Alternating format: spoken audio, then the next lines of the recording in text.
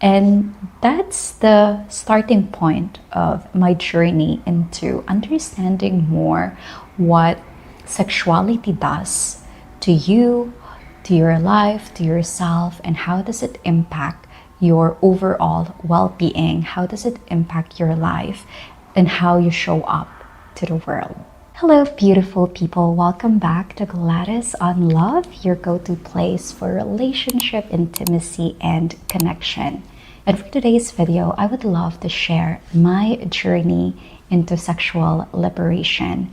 What are the challenges that I've gone through as I get more and more immersed, to talk more, be more curious, be more aware of who I am as an erotic being, and being able to embody that authentically and aligning it to who I am and who I want to become.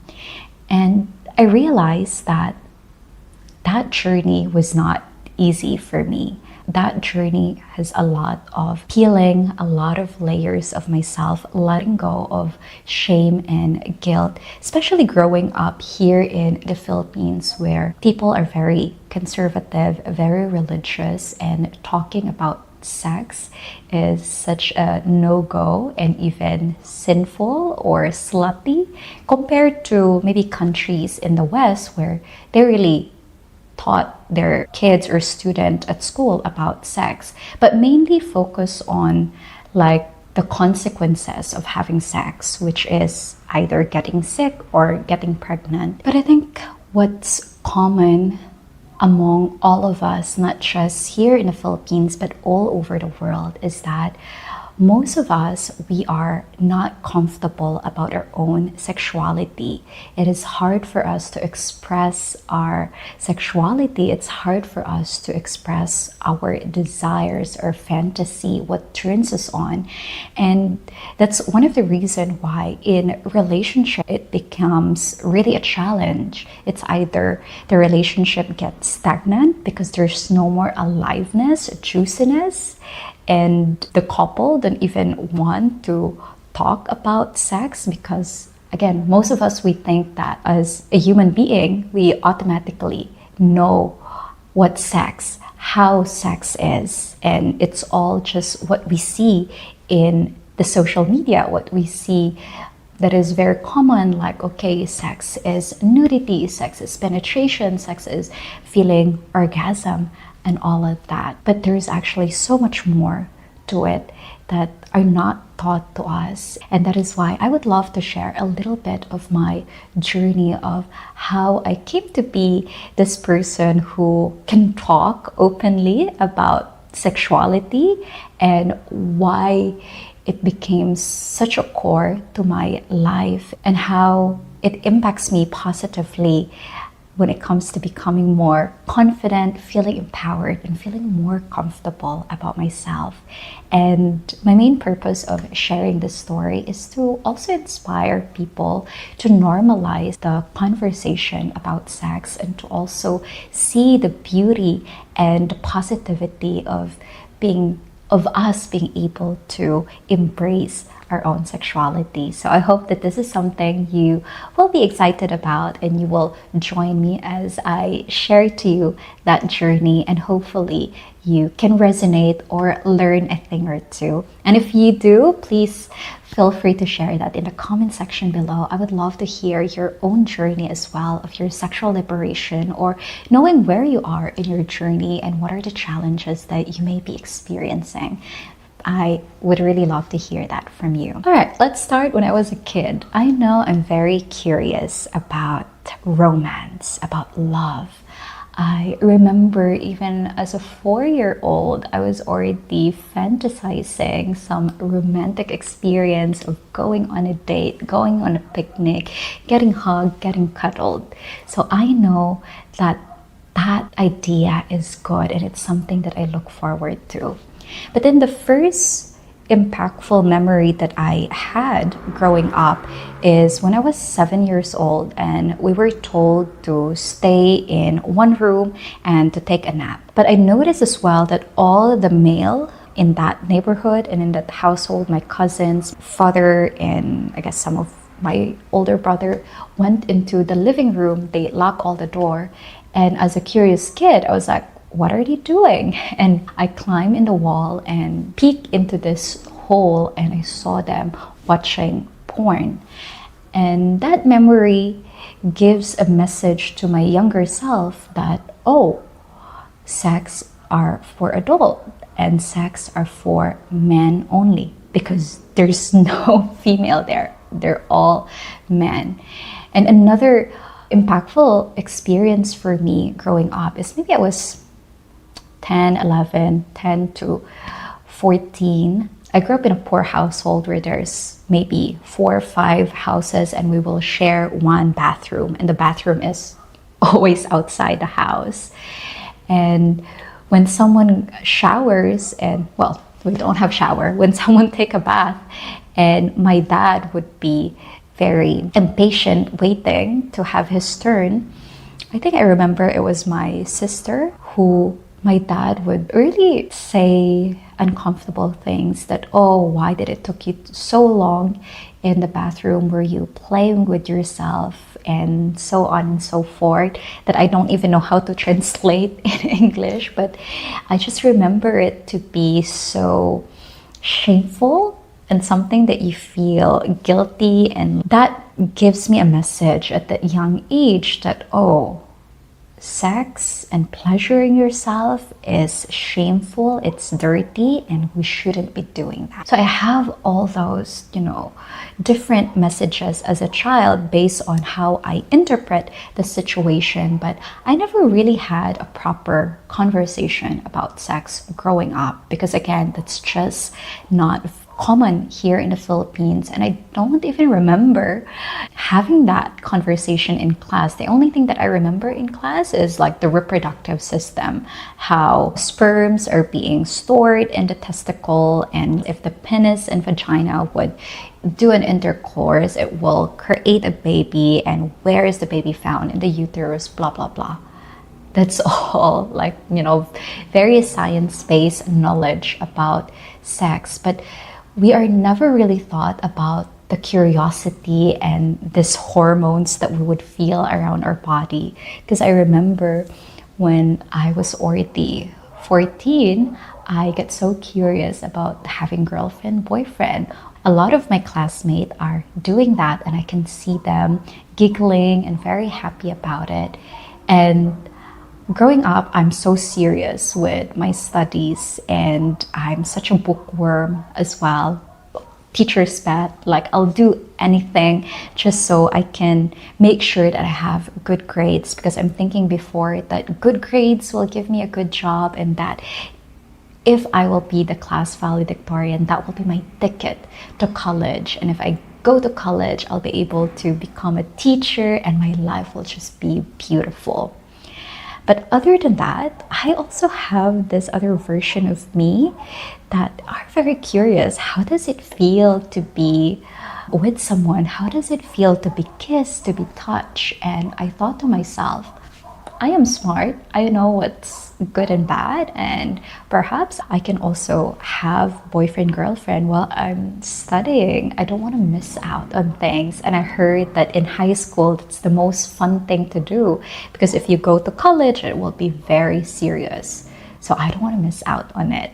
And so I had a boyfriend at that time, and definitely there's a lot of teasing happening at that age, because you're not supposed to do it, but you're doing it. So there's a lot of kissing, touching, and that just builds up a lot. And as we know, as an adult and as human, part of the buildup of sex for us to want it more and be into it is when we are teased.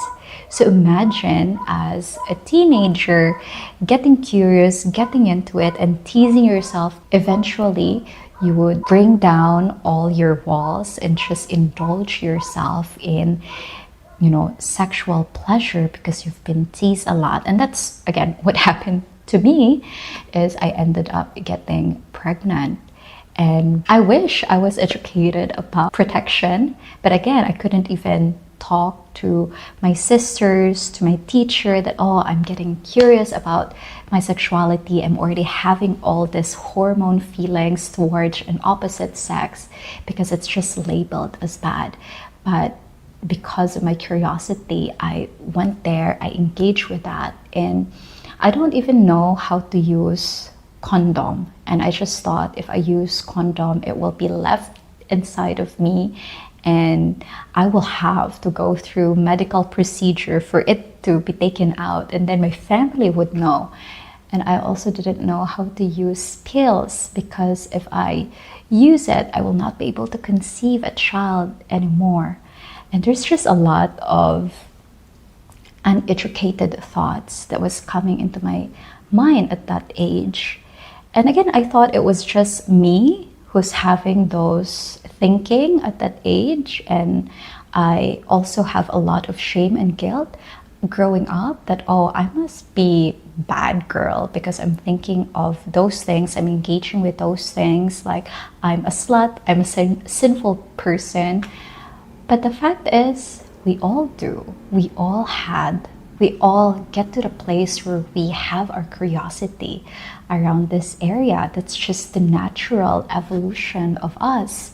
The thing is, we are not normalizing talking about this, and especially in the culture like ours here in the Philippines, just thinking and talking about that, it's already sinful. You're being shame and guilt for it. So no wonder there's a lot of teenage pregnancy happening around here, because just like in the West, we are also curious here in the Philippines, but we don't have the avenue or the space to talk about it openly.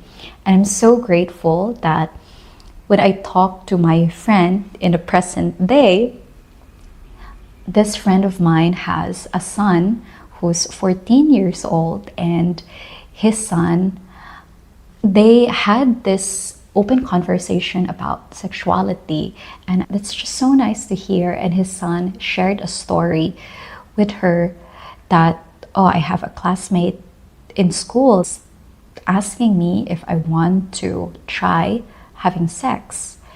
And the mother, instead of reacting or freaking out, because I noticed my body language, me just hearing her talk about that story, there's sort of discomfort there. But I'm glad that how she approached it is just asking his son, like, okay, how about you? How do you feel about that? Is it something that you want to do? And if you want to do that, you gotta make sure that you use protection, because you know the consequence of having sex. And I love the openness and just the normality of the conversation. And the son just respond like, oh no, I don't want to do that. I don't want to have my first experience with someone that I don't love.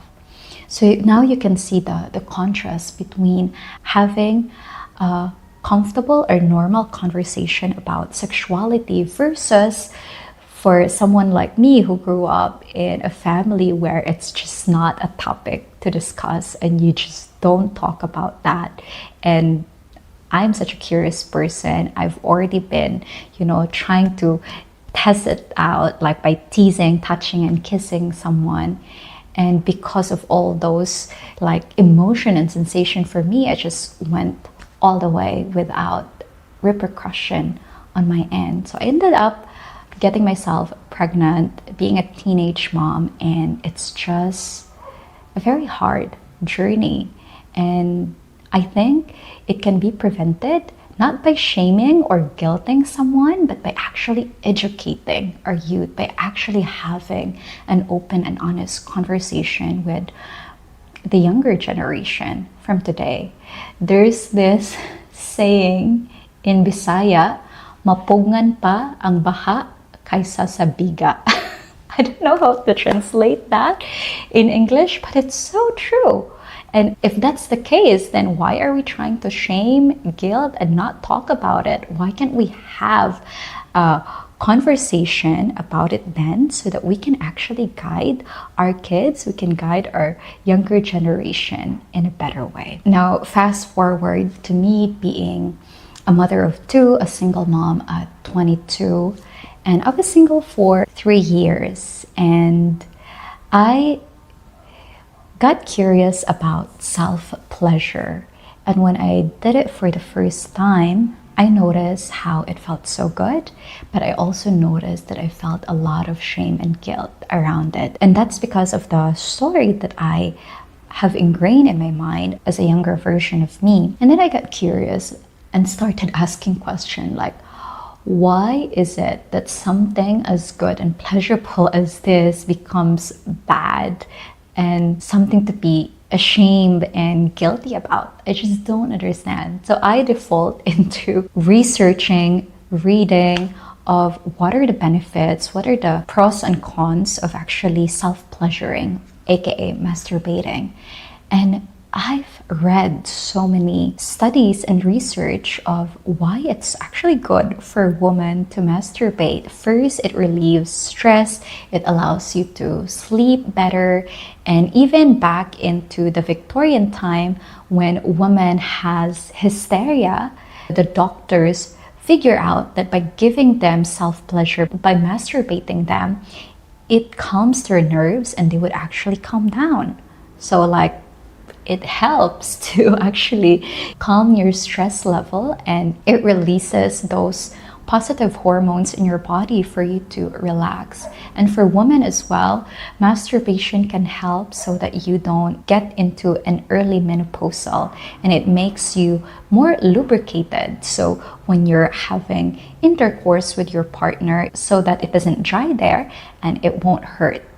So see, there's a lot of benefits to self-pleasure, to masturbation. And that data there made me even more curious to diving more, learning more, because again, this is all new to me and I see the benefit for me. I worked as a customer service for 5 years, and sleeping in the morning, my shift is 10 p.m. till 6 a.m. and it was so hard for me to sleep during the morning. And so I was like a zombie at that time.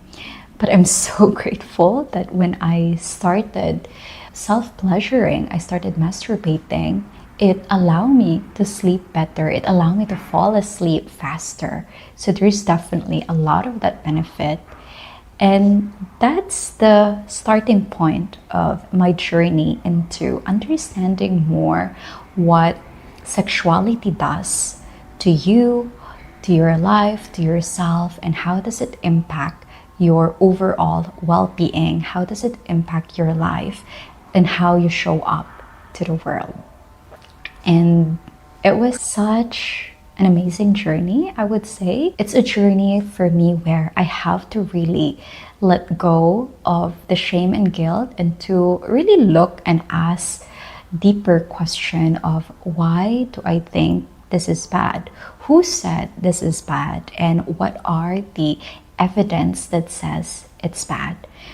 Believe the ones that are in writing, or do I trust myself and my experience more of what is good, what is bad, and what is safe for me? And it's been a wild and a lot of growth and learning journey for me as I've dive deeper into understanding my own sexuality and also how it helped strengthen my relationship with my romantic partner and how it allowed me to become more comfortable and again be an authentic human being.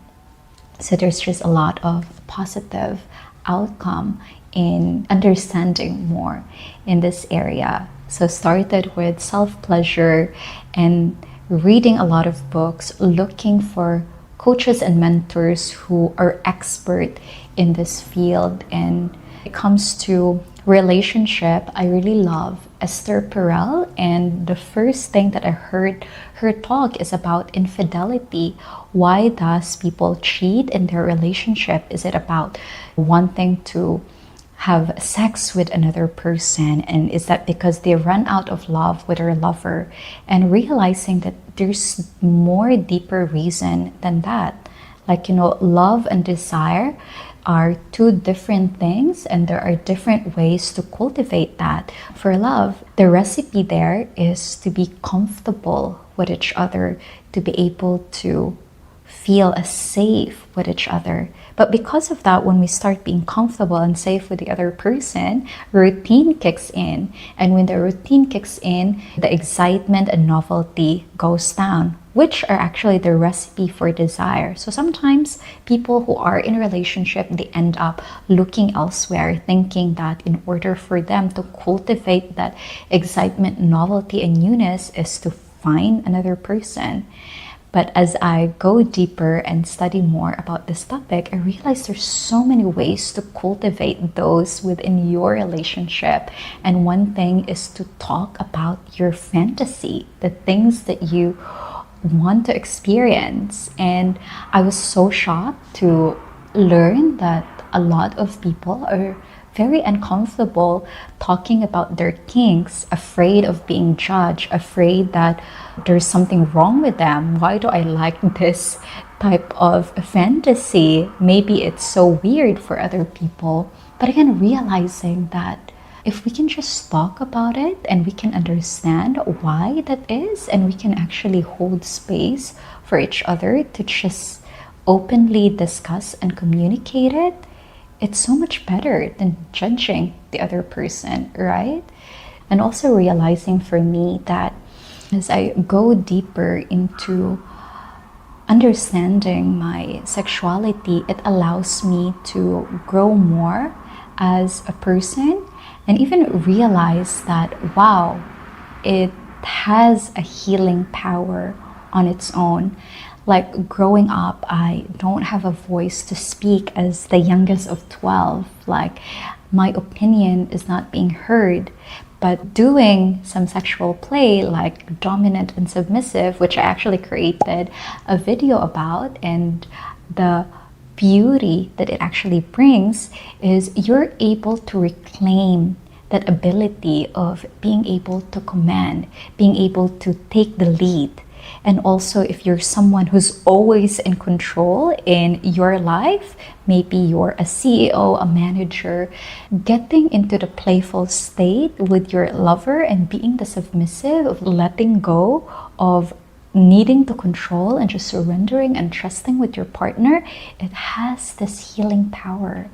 And that's my favorite part of sexuality, is that you can actually go and play into this role where you're able to fully grasp how it feels and what it means to lead, to surrender, to create consent and safety, and to be playful and enjoy life, have a more exciting life, and just to feel more confident as well, because sexually adapt when you're comfortable about your sexuality, you show up more confident, you show up more in tune, like you don't feel shy because again, you know yourself, you know who you are. And I feel like that's the best thing to be able to experience and to feel. So that's my condensed story of my journey into sexual liberation, and this is just the beginning. I'll definitely talk more about different experiences in that journey that I think would be valuable for all of you, if not at least entertaining for all of you.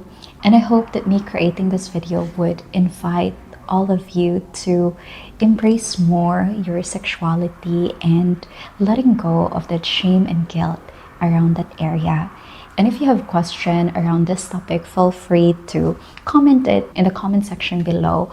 Or if you want to work with me, feel free to email me at gladysonlove@gmail.com. I do one-on-one coaching. I also have 2 signature programs, The Intimate Lover and The Irresistible You. To know more about that, feel free to, again, email me at gladysonlove@gmail.com. And if you like this video, feel free to hit that thumb button. And if you haven't subscribed yet, feel free to hit that subscribe and notification buttons. You will be notified for my upcoming videos. And also, you can extend your support by becoming my Patreon member and YouTube member. Thank you so much, everyone, for being here and for joining me. Have a beautiful day. Mwah.